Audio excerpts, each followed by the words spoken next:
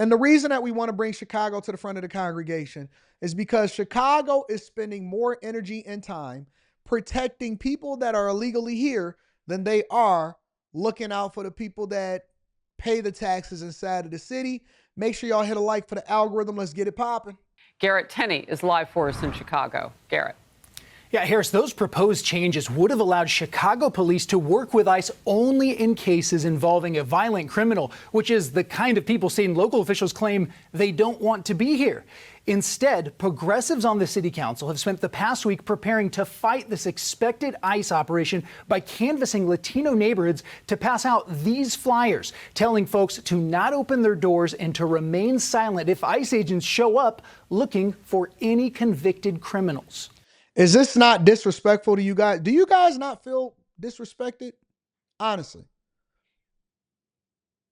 To know that they are putting this level of effort the entire time since I've been having a Millionaire Morning Show. We are on season 5, which means that we've been doing this for 4.5 years. The entire time that this show has been in existence, Chicago has been rebellious, insubordinate, and not in lockstep with what's best for America. Not with Lori Lightfoot, not with Brandon Johnson. Chicago has been absolutely, positively disrespectful to the American people and to its own citizens. Illinois, Chicago, all of them. 100%. Later on in the show, I am going to present to you Eric Adams having a conversation with Tucker Carlson and admitting that the Biden administration was working against the American people and telling all of the mayors of these cities to be quiet. Shh. Shh. And they are sending out information both in English, in Spanish, in French, and Swahili to help illegal migrants, most of which have committed crimes inside of the United States of America, in addition to crossing over here illegally, because that is a crime in itself, and they are protecting them. They are not working with them. As a matter of fact, you can get arrested as an illegal migrant in Chicago, and instead of them abiding by what the federal government and Tom Homan is saying and saying, hey, listen, if you arrest somebody for a crime and they did something egregious, then we should be able to come into the jail and you should make it easier on us from having to hunt them down. You should make it easier on us to just come, pick them up, work with us, and then we can deport them back to their country of origin because y'all don't even want them inside of y'all cities and y'all states in the first place, right? Right? You don't want this on your hands. And they said, nope. Nope. We don't care about what you say. We don't care about anything that you got going on. We're going to continue to protect those that we deem valuable to our city and state. And it's not you, it's them. Talking to people, the fear is palpable. The fear is vocalized by our residents. People in the streets are saying that they're scared that ICE agents will show up at their doorsteps, at their workplaces, at their places of worship or places of going to school. They're scared of that. I get scared when I was driving with no license and registration. When I didn't have tags on my car, I used to take the side streets. I never took the freeway. I never took the main streets. I always took the side streets. And if I seen a police officer in a police car and he pulled up and I pulled up, I always gave him the right of way and I would flick my light saying, go ahead by. And sometimes they would just sit there and see if I was going to drive first. And I would say, you know why? Because I was scared of getting pulled over. You know why I was scared of getting pulled over? Because I was riding dirty. Let me get there, riding dirty. I always was scared when I was doing something I wasn't supposed to do. Whenever the police would just get behind me for no reason at all. Get that seatbelt. You try to be as still as possible.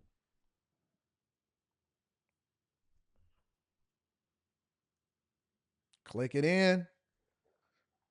Start using your blinkers. 10-3 on the steering wheel. Look both ways. Come to complete stops.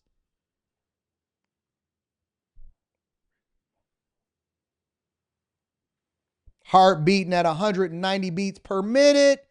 Slight drip of sweat coming down your head. Because you're doing something you're not supposed to do. That usually happens. Nowadays, I just drive. Rita will tell you I got pulled over the other day. No cap. No cap. Didn't even have my insurance on me. I said, don't worry about it. I'm going to call my wife, make sure I get insurance, get the insurance. They'll get it for you.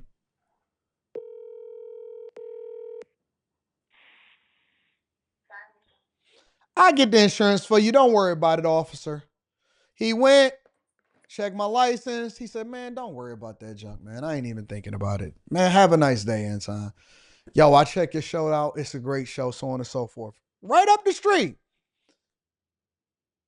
I have gotten pulled over so many times over the last 2 years. I've probably gotten one ticket. I just be gone. He said, Anton, what do you got going on? I said, oh, I had ran that light back there. I thought it was cool. I don't even try to, I don't debate. I don't go back and forth. And you got your license and registration? Yeah. Man, what you had going on? Oh man, you know how it is. I thought I was clear. I just said, I'm gonna just go ahead and go. That's what I told him. I thought I was clear. I was just gonna go ahead and go. But you, Anton, you ran a red light. You seen me right there. I was like, yeah, I know. I thought you had turned the other way. I was just going to go ahead and go through that light real quick and see if I can make it. They just start cracking up. Man, get out of here. Have a good day. You crazy, bro. You crazy, man. You don't care. You're not tripping about it. It ain't even a big deal. I'm more upset at the fact that I got slowed down from the place that I was going to go to more than I am about ever getting pulled over. It's not even a thing. I think it's hilarious, absolutely hilarious. But when you're doing stuff you're not supposed to do, you're always going to get a little bit nervous. Ooh, you start having to use the bathroom a little bit more than usual, just like when you used to get a whooping before you got home. I absolutely hated knowing that I was going to get in trouble before I got home. I would get them pink slips when I was in elementary school, and they had already called your parents. And so your parents would delay the fact that they was going to address the fact that you got suspended from school.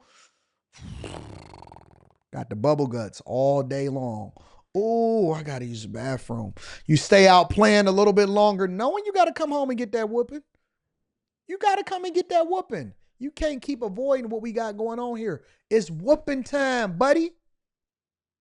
That is a problem. Governor J.B. Pritzker could push for changes in the state sanctuary policies to allow Illinois police to cooperate in some limited way, but he hasn't given any indication that that is something he is even considering, despite repeatedly saying criminal illegal migrants should be arrested and removed. If there are violent criminals who have been convicted of violent crimes who are undocumented, they are supposed to be deported. That is the law of the United States and has been for quite a long time. I don't want them in my state. I don't want them in the country. If you're going to commit crimes and you're undocumented, you don't deserve to stay in this country.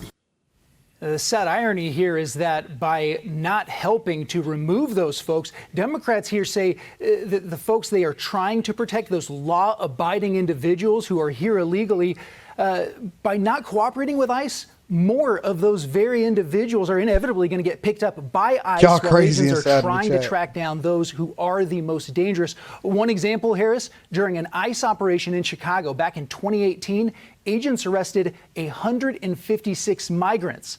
Of those, only 74 had criminal convictions. The other half were folks who just got caught up and were collateral arrest. Tom Home and others are warning we are almost certainly going to see a lot more of that because of these sanctuary policies.